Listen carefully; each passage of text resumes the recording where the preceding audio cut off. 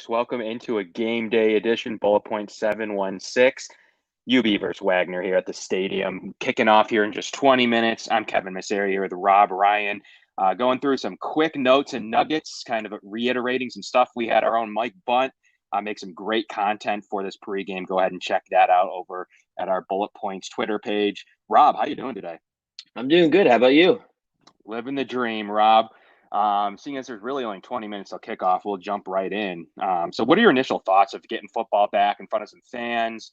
The special events a lot rolling. How you feeling so far as we're, just 20 minutes away from our first, real season back from COVID? Yeah, I'm feeling great. It's so good to see the fans back out of the stadium after a full year of no fans at all on UB campus. It's a very exciting time. I wish I was the first year that in the last 4 years that I'm not up at campus, so it's kind of weird not getting ready to go into the stadium. But I'm glad that the team gets to have fans back, and it's an interesting year with like how Coach Mo keeps saying he only had 115 days till today to get this team in the way he wants it to be. So I'm excited to see how it goes tonight and throughout the season. Yeah, for sure. If you look at it from a season standpoint, this is a big game. They need to get off on the right foot underneath Coach Mo. Do you buy into that this is you got to start fresh and you got to start fast? Is that kind of how you're looking at this? Yeah, I definitely think so. Because in the earlier on in the off season, we were still Vegas and a lot of reporters and the media were really saying that we're still the team to beat. But as of late, our projections have gone down. So I think tonight is definitely a starting stone. They have to show that they are still the force to be reckoned with, like they were under Lance Leipold. And I think tonight, even though it's a 40-something point favorites, they have to go out and show it that they are the team to beat still in the MAC. Yeah, it's a huge spread. That's the first thing I was actually just looking up as you were talking to make sure, seeing where it was still at. It's still at 43.5. That's an insane spread underneath a new coach. Wagner, struggled in their two spring games that they had. I don't think they score 7 points or didn't score at all, according to Seven Bunt. points. Yeah, 7 points. They didn't look good. They have the transfer D1 transfer in there, I believe, right at quarterback spot. So they're looking to play like a competitive style of football here today, but I just don't think that they're going to have enough defensively to really compete with a good UB running game. And I'm really interested to see because I've heard some buzz within their rumblings in their camp that they are expecting a pretty good season out of this. So I am interested to see if they are able to come and compete at a high level. But I think UB needs to use this as a tune-up game for some really hard games coming up to prove where their season might go early on underneath Coach Mo. So I think this is a game that they need to go out, get right, show that they're not going to take a step back after losing a couple key players, and really get after it, run the ball well, show that Marks is just, not going to leave anything, behind that Patterson did. As, shout out to Jarrett Patterson for making the Washington football team roster. Really cool news and out of there. And even Tyree Jackson as well, making a tight end position change. So that's really good, cool UB nuggets right there, Rob. So, how do you want to see? Do you want to see them come out and smash the ball? Do you want to see a little bit something different this year? Maybe, hey, underneath Coach Mo, they might throw it a little bit more. It was something I was interested in. Like, what are you expecting from the UB offense? Yeah, I think they've been reiterating all offseason the last few weeks that it's still going to be a run first team, but I definitely want to see them try to get into the pass game. I think Van Treese can throw the ball. He hasn't really had the much of like the options to do it with Kevin Marks and Jarrett Patterson under the behind him. So I think they're going to start. I think Kevin Marks, people overestimate how good Kevin Marks is because he was going behind Jarrett Patterson, but he was also, I think he's like 1,400 or 1,700 yards away from the school record. He had an 1,000-yard season. He had 800 yards last year, while Jarrett Patterson was going over 1,000 in a 6-game season. But I definitely think you have to see the pass game. We saw it in the MAC championship last year. They were down and they couldn't come back because they hadn't thrown the ball all year. The only risk that I see is that their wide receiver room is very, very unexperienced. They have Dom Johnson, converted QB. They have Giovanni Reese, who I don't even think is playing tonight.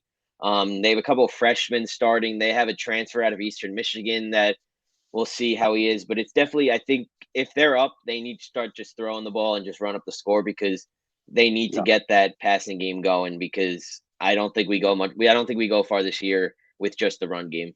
Yeah, I want to see a half of the passing game. I want to see him get up a little bit, and then I want to see him throw the ball, even though it's kind of counterintuitive. But I think it is what they need to see. It's kind of reverse a normal game or a normal action because that's just the way UB's built. That they're built to run. But I think they need to focus on throwing the ball a little bit in this game because they want to see what they're able to do. And watch out for Ron Cook Jr. too, a guy that I know that they really like. I've heard is Patterson Light. Patterson 2.0 is what I believe I heard. So I'm interested to see, if this could be a good duo with Ron Cook Jr. here behind Kevin Mark. So that's something I'm watching for personally. I've liked what I've seen from him. Pretty highly regarded recruit. So he's someone to watch. And this retooled offensive line really, behind Ben Spolger, the offensive center. There's Gabe Wallace, Elaine Schrader, Clank still, and Fusak. So I mean, it's still a fairly decent offensive line that should be able to get it done. But like you mentioned, the receiver spot is something I've been watching. I'll see what they get out of it. I mean, they still have, Bernard Porter there as well. Keon Williams, the guy you mentioned from EMU, coming over as a grad senior, guy that played just recently with EMU. So it is an in-conference transfer, which is very interesting, but might be their receiver one right now with the injuries there and with Dom Johnson. And they have LeBourne there too. So it's going to be interesting. I want to see him throw the football a little bit, and I want to see them see what if they have anything from the tight end spot. So I think there's a lot to look at on this offense. A lot of turnover there. I think we can kind of feel what we know out of the defense. With the Riggins and Gaddafi Wright and James Patterson, Tim Terry. There's some good names there in the Corey Gross, a guy I like here locally in Rochester. So there's a couple of good names already there on defense, but I think there's a little bit more unknown on the offensive side of the ball. I want to see him go out and throw the ball, and I want to see him get Porter involved. How about you? Yeah, it's definitely. I'm on the same boat as you. The defense, I'm not too worried about. I mean, we brought in a coach that has coached in the NFL defensively wise. So I think our defense, even like our secondary room, is still kind of weak. We've never had a great secondary room, but I think it's getting better. We didn't lose too much from the secondary. The linebacker room, I think it's the best in the MAC, and then the defensive line. We still have Taylor Riggins, who's I think is going to put up a double-digit sack year by himself. He almost did it with Malcolm Kuntz 2 years ago. A whole year off, he's ready to go. But it's definitely the offense. The O line. It's the weird thing this year is that we've always had a solidified O line for the last 3-4 years. That it's kind of the first year in a while that we're going with the question mark there. But I'm not really too worried about defense. It's like you said, it's all about the offense. Yeah, I'm not sure. By the way, the question, I'm not sure what's going on with Ruiz. I don't know if he's not on the depth chart. Do you have any? Do we know where he is or what's? I don't see him anywhere listed. So I I was just a remember little. I remember someone asked about him from Coach Mo's press conference the other day, and he said, "I think he's fine. Maybe a little torn, a little beat up, but he should be fine for the long run. Maybe we'll see him tonight. Maybe they just hadn't accidentally left him off the depth chart for some reason, but I think he'll be back next week for Nebraska if he's not there tonight." Yeah, interesting, guys. I don't see him anywhere, so I don't know what's going on. So we'll have to check in on that. But the DBs you mentioned, it couldn't be worse than last year. I think it was the team's Achilles heel. They struggled at times with the DB spot. So I'm interested to see what this new defensive style, what we get out of guys like Jamarcus Ingram. They have EJ Brown, Dylan Powell, Mark Davis Jr. We mentioned Corey Groves. You still have a pre-Washington, the familiar name Isaiah King as well. So I'm interested to see what those DBs can do. I don't know if Wagner's going to throw the ball. I think they're a run pass option team from what I can understand. We'll probably get a lot of zone read. A little bit of trickery going on there from Wagner, trying to control the clock. I would guess is what you would do in this game if you're them. So I'm not sure how much they really do, get out there and throw, but maybe they do. Maybe they're trying to practice some stuff as well, and they're looking at this as a tune-up game as well. So I'd like to see what those DBs can do, but I do believe the front seven might be the strength of this team. Really like what they're going to be able to do under this defense and defensive coordinator. They run a 4-3 style. There's a lot to like. So kind of getting into it, I know we already talked a little bit about predictions here with Mike's recap, but what are you expecting to see today? And kind of get into your prediction. Yeah, I definitely we've been saying. I want to see the passing game, the run game. I'm not too worried about. Maybe the O line is something, but Kevin Marks, he's one of. if like now, I think we had the 1-2 in running backs in the last 2 years. I think now Kevin Marks takes that number one in the MAC. I I don't really see a problem there. Like last year, we saw it when they were up big. They had the backups run cooking. They had Bill McDuffie in, and I'm not too worried about them either. But it's definitely the passing game I want to see. Defense, like you were saying, I think defense. They're gonna try to Wagner's offense is trying to just run the clock and try to get that team because like they played 2 games of football in the last 2 years, so Right. it's not really much going on. But I think it's gonna be a high scoring game for UB, a low scoring one for Wagner. I don't see much competition. I mean, we did say that against Albany, so we never know. We got to knock on wood there, but I think it's going to be an easy one for them tonight. And I think I went with 55-10 UB win. Yeah, I mean, I think they're going to get it done offensively. I think they're going to be able to do enough. But it's really like, I mean, like you said, you don't really know what they could come out and do, just like Albany. I mean, you're just assuming the defense is going to dominate. I have them putting up 14 points.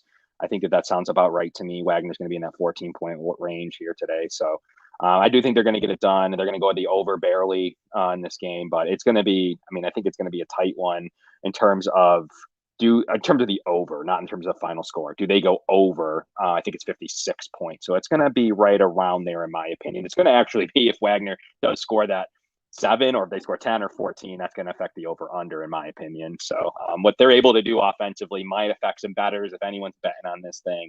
But I mean, I think it's going to be a good game for UB to get right. Is that kind of how you're looking at this? Kind of like open this new regime up, show what Coach Mo can do, dominate on both sides of the ball, and get ready for Nebraska? Is that how you're kind of putting it together?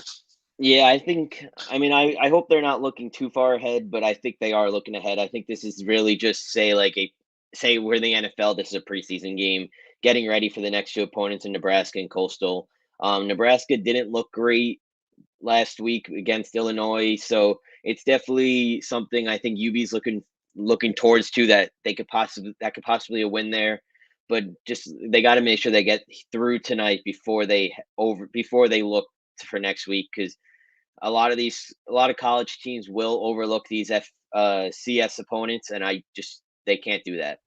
Yeah, big game on the Big Ten Network next week, 9/11, 3:30 against Nebraska out there. So we'll be back in action there to bring you that game live here on Bullet Point 716, Rob.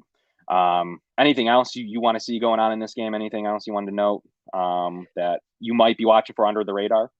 I think I want to see the rotation. I want to see a lot of the team going in tonight. The last few years we've had the same guys on offense and defense. This year there's been a lot of turnover, so I really want to say that second half.